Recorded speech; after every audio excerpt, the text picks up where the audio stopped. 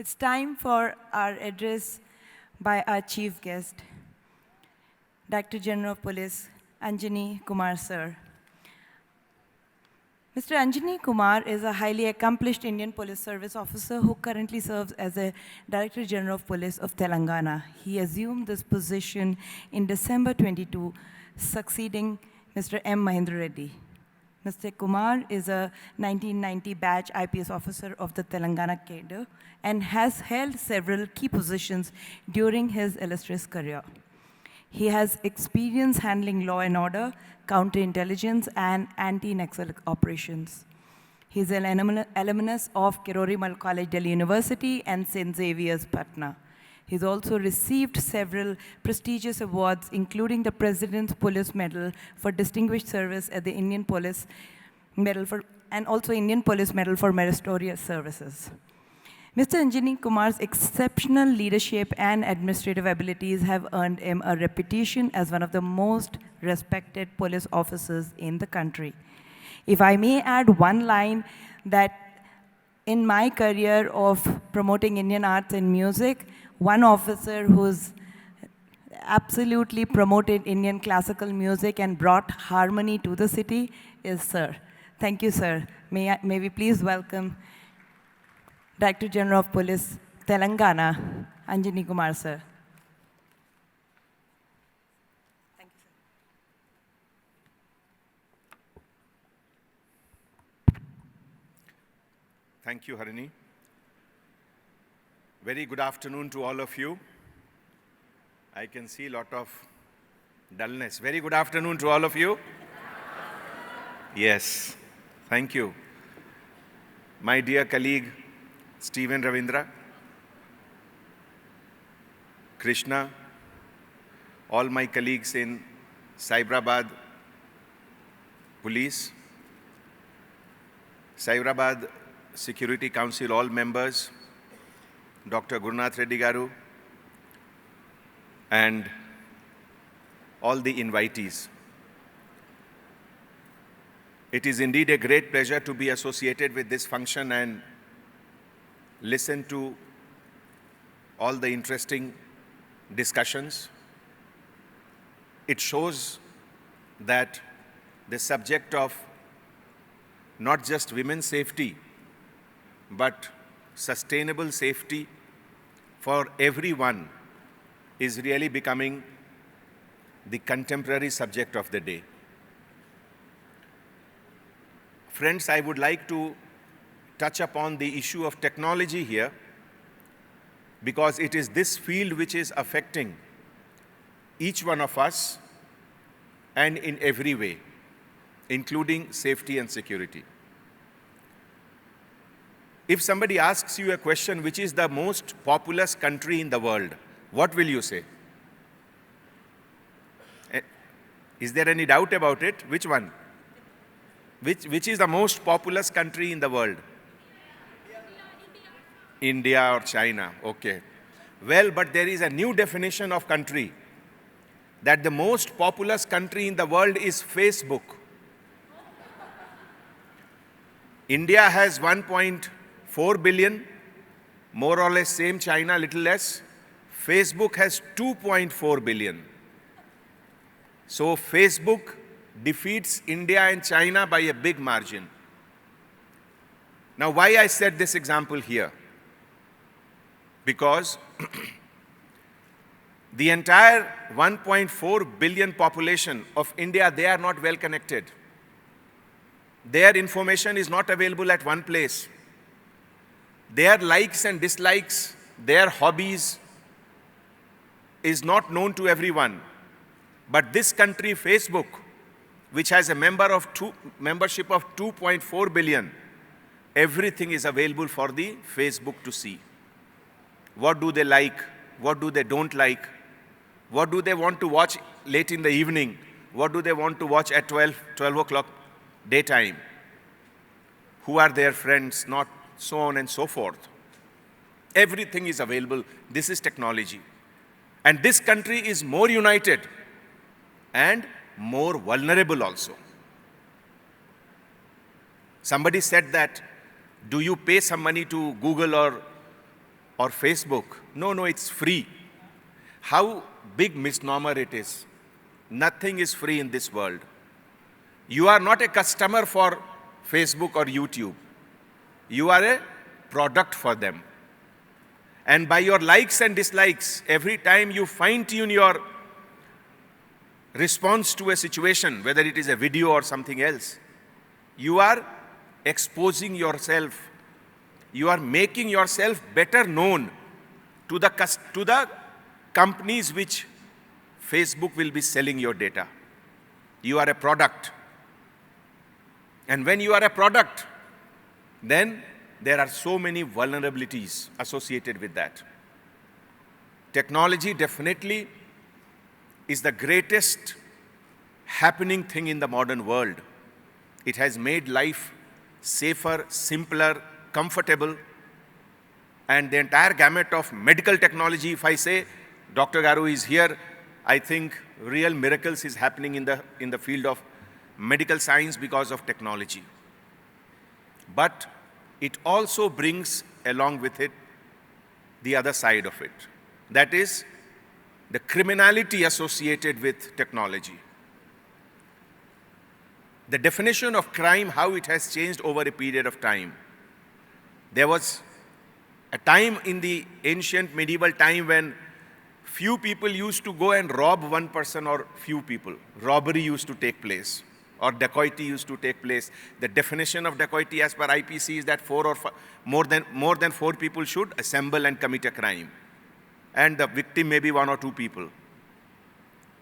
Then railway came into being and rail robbery started. So a group of people started robbing 200 people in a train. And now one person sitting in some remote village in a Central Asian country can hack the entire corporation.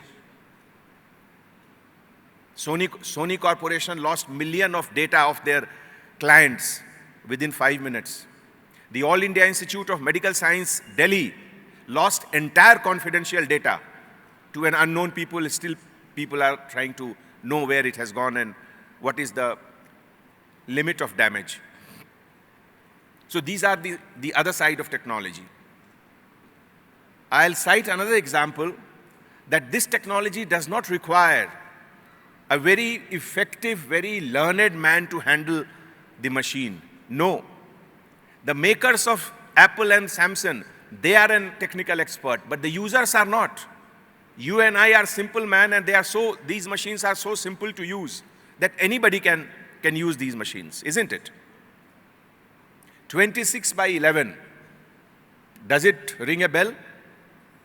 2611, does it ring bell here to anyone? What is that? Yes. One of the most sensational terror attack India ever saw was 2611, when the city of Mumbai was taken on ransom for almost 3 days, 60 days. And the entire world saw it live, what was happening. Nobody perhaps ever in the world saw a continuous crime of such great dimension broadcasted live on a television which was seen by the entire world. This is also technology. Not only that, if you go into the detail of it, one of the most important terrorists of that gang, 10-member gang, was Ajmal Kasab. You must have seen his picture. Ajmal Kasab was class 4 failed student. And imagine, on the other hand, we have PhDs and all MTechs and everyone. But he is a class 4 failed student who led the operation, killed more than, I think, 130 people, injured more than 200, and above all, terrorized the whole country. 10 people in a small dinghy lands up somewhere on the South Bombay, and they hired a taxi and put a time bomb on the taxi in the dicky itself. See the planning. So that once they leave the taxi and go into the hotel, next target Taj Mahal Hotel or Oberoi Intercontinental Hotel, by that time the first bomb will already explode and police will go that side, thinking that there is some incident there, whereas the main target is here. See the tactical use, see the timing, see the planning. Not only that, when they enter the hotel and their masters handling them from Pakistan, there was some doubt, there was some speculation that some big VIPs are there in the hotel. So they were checking on the phone about the identity of the people who were in the hotel. Does he have a mustache? Is he bald? Does he wear a glass? And then accordingly they were killing. So what does this mean? That your own information is being used as a weapon. You are weaponizing your own information. This is also a part of technology. When the firing started at the ground floor and listening to the gunshot fire, many guests in the hotel, they locked themselves in the room. One of these terrorists goes to the reception and starts ringing up all the room. And whoever responds the call, they were the early targets. Because that means that room is occupied. So every small thing of technology can be weaponized, can be used as a weapon.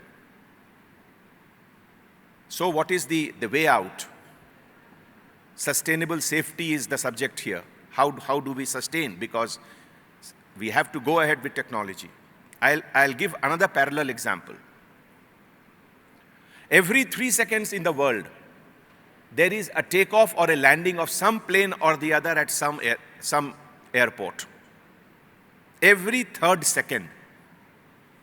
Imagine the amount of calculation, computation is required. But no accident. Very rarely airplane accidents takes place. Why? It is because of protocols. The protocols are very strict. The protocols are very standard.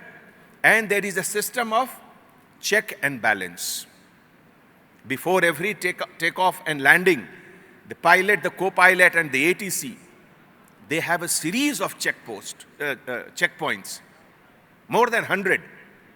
And without exception, it is checked and counter-checked before any takeoff. As a result, no accident, no tragedies. This protocol has to evolve in every field. From the time of bullock cart to the time of Mercedes-Benz and BMW, the speed has gone up 100 times.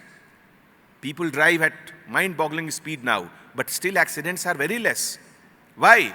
Because basic protocol, one should drive on the left side of the road. If everybody is driving on the left side, it's safe. If one person goes on the right side, it will cause accident. So protocol and norms are most important. And that is why such kind of a interaction, seminar is required to create that atmosphere of protocol. When you are participating in any platform where there is a technology involved, where there is a networking involved, when there is a connectivity to internet is involved, then safety protocol has to be followed. With safety protocol, technology is a wonderful servant. Otherwise, you are vulnerable. This is something which has to be learned by each one of us. This is to be learned more by younger generation because they are vulnerable to various exposures. Their minds are not matured to withstand what is available on the net. They can go on the wrong direction, whether it is drug, whether it is pornography, whether it is radicalization. Everything can happen on the net. They say that you are aware of dark net and surface net. Surface net is what we see now. Google, when we type something, search and all, it is called surface net. What is dark net is, they say it is 500 times bigger than what space is available on surface net. And nothing is indexed. Nobody knows what is there. That is complete unknown thing where only the crime and the criminal mind, they are hosted there. Therefore, it is collective responsibility of each one of us as an individual, as an organization, to promote this culture of protocol, whether it is sharing of OTP, whether it is credit card handling, whether it is making a friendship request on a social media platform. For everywhere, and that is why the initiative taken by Cyberabad police with regard to cyber safety and things associated with it in schools, it's really a great achievement. Because these are the children who will be tomorrow the leaders of the country. And if they are safe, sound, and confident, that is more important. Because one person becoming victim is not just one victim. It creates an atmosphere of lack of safety. Therefore, I really thank Stephen Ravindra, Krishna Garu for this wonderful initiative and the entire team of Cyberabad Police, which has brought such a good name for Telangana and the whole brand of policing, which has gone to the next level. I compliment each one of you, and I once again thank you for giving me this wonderful opportunity to share time with each one of you. Thank you so much.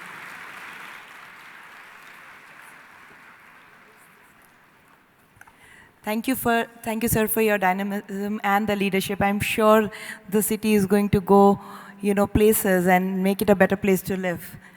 May I request Krishna Yadula and Pratyusha Sharma, the leaders of SCSC Forum, to felicitate our chief guest, Director General of Police, Anjani Kumar Sir.